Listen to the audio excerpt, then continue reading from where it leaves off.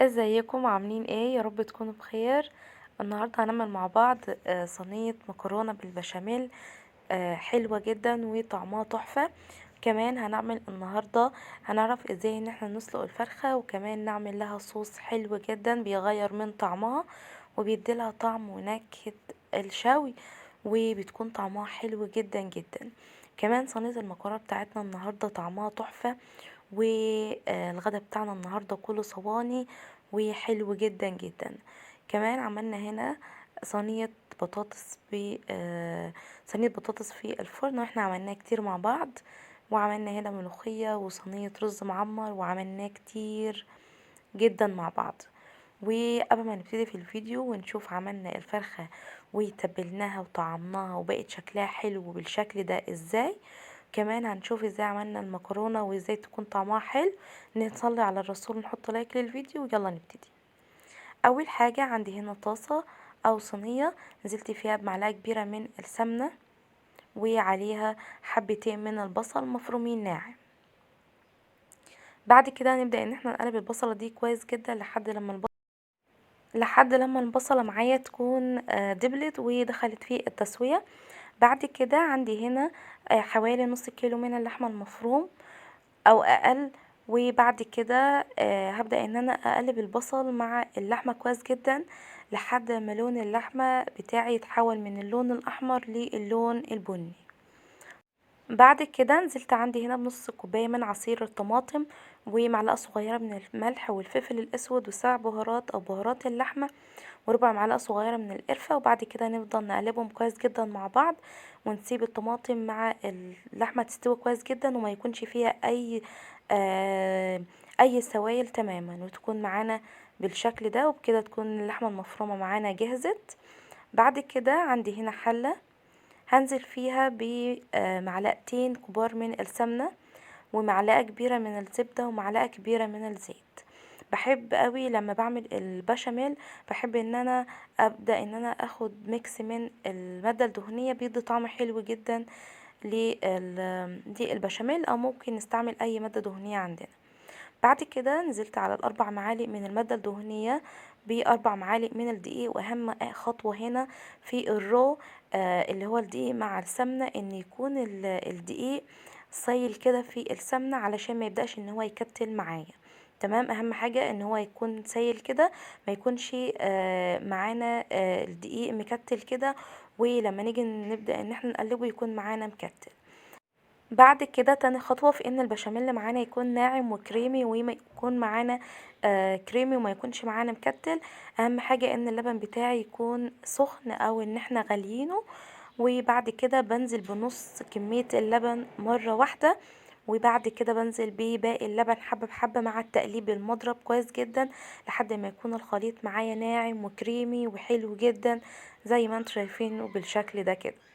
بعد كده علشان يكون معانا القوام كريمي ويديله طعم اغنى، بضيف له معلقتين كبار من القشطه وملح وفلفل اسود ومكعب من المرق، بيديله طعم وتست حلو جدا جدا. بعد كده بنخلطه، وده كده بيكون قوام البشاميل، وحلو جدا جدا ولا بيكتل ولا اي حاجة خالص. بعد كده عندي هنا حلة نزلت فيها بمعلقة كبيرة من الزيت ومعلقة صغيرة من الملح، ونزلت هنا عندي بحوالي كيلو الا ربع من المكرونة. وببدأ ان انا اسلق المكرونة حوالي 3/4 سلقة لحد لما تدخل في التسوية. بعد كده عشان نبدأ ان احنا نقفل صينية البشاميل اللي معانا المكرونة، عندي هنا صينية او اي حاجة نبدأ ان احنا نوزع فيها المكرونة مدهونة دهنة كويسة من السمنة. وبعد كده بناخد كمية من البشاميل ونبدأ ان احنا نخلطهم كده مع المكرونة شوية، وبعد كده بناخد نص كمية المكرونة ونوزعها.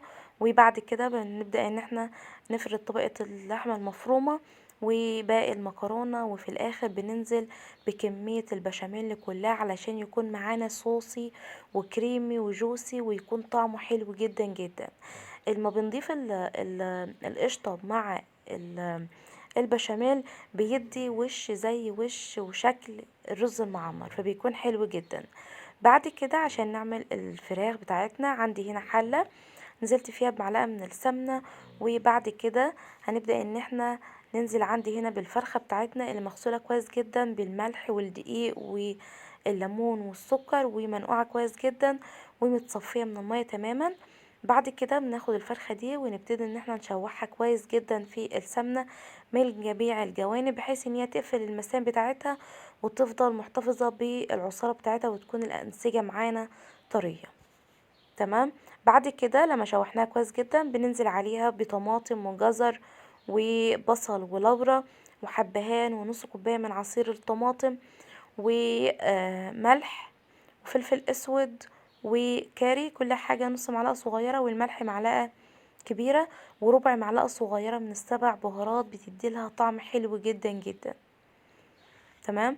بعد كده نفضل بقى نشوحها كده مع التوابل شوية والبوكيه جرنيه اللي هو الخضار والبصل والجزر.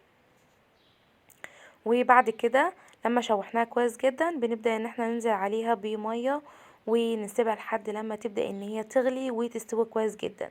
لو الفرخة بتاعتنا منقوعة كويس جدا ومتنضفة ما بتبدأش ان هي تطلع اي ريم على الفراخ، فبتكون طعمها حلو جدا.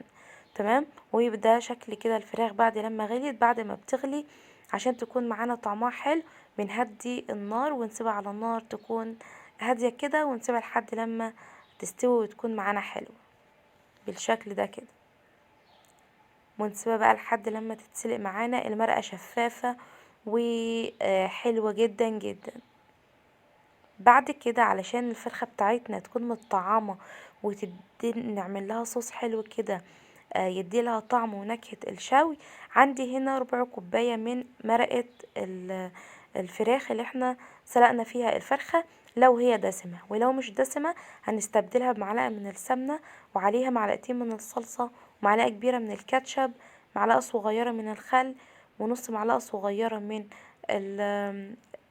عسل النحل او السكر، عصير ليمونة وملح وفلفل اسود وربع معلقة صغيرة من السبع بهارات. ميكس الصوص ده بنخلطه مع بعض كويس جدا. وبعد كده بناخد الصوص ده ونبدأ ان احنا ندهن بيه الفرخة كويس جدا. وبعد كده من وقت للتاني في التسوية نبتدي ان احنا ندهنها طبقة كمان من الصوص عشان تاخد لون حلو جدا وتدي طعم احلى. تمام. بعد كده هندخل هنا صينية المكرونة والفراخ الفرن. وبما ان انا عملت الرز المعمر في الفرن والفرن ساخن هدخل صينية المكرونة في الفرن ده. بعد كده بندخلها الفرن ونسيبها على درجة حرارة متوسطة من فوق ومن تحت لحد ما تاخد اللون الحلو. وبعد كده بتكون بالشكل ده كده بنسيبها بقى لحد لما تستوي، وبتكون طبقة زي طبقة الرز المعمر وبيكون طعمها حلو جدا وبتدينا شكل كده الرز المعمر وبتكون حلوة. بعد كده هنسيبها لحد لما تستوي وبيكون شكلها بالشكل ده، بتكون طعمها حلو جدا وجوسي وطرية. جربوها تعجبكم جدا جدا. وعندي هنا الفراخ بعد ما عملنا لها الصوص اللي بيديلها طعم ونكهة الشوي، وكمان بتبقى حاجة مشرفة كده. وكمان عادة في ناس كتير جدا ما بتحبش الفراخ المشوية، ممكن تطلع معانا مستوية ممكن تكون نية. فالطريقة دي بتكون حلوة جدا في ان احنا نسلقها وهنغير من طعمها كمان. فالطريقة دي والصوص ده بيكون حلو جدا جدا. ان شاء الله اسيب لكم كل مقادير الصوص في صندوق الوصف. وده كده شكل المكرونة بتكون طعمها حلو جدا وحاجة سهلة وبسيطة. وده كده شكل الفرخة طعمها حلو جدا. جربوها ان شاء الله تعجبكم. وده كده كان الفيديو بتاعنا النهاردة. عملنا مع بعض صينية المكرونة بالبشاميل، لو عرفنا ازاي ان احنا نعمل صوص حلو جدا للفراخ يديلها طعم ونكهة الشوي. والصوص ده بعتمده وبس وبحس ان هو سهل كده فبعمله على طول. وعملنا معاه ملوخية وصينية رز معمر وصينية بطاطس وعملناه كتير مع بعض. وده كده كان الفيديو بتاعنا النهاردة. فلو عجبكم ما تنسوش تعملوا لايك للفيديو. كنت معاكم منار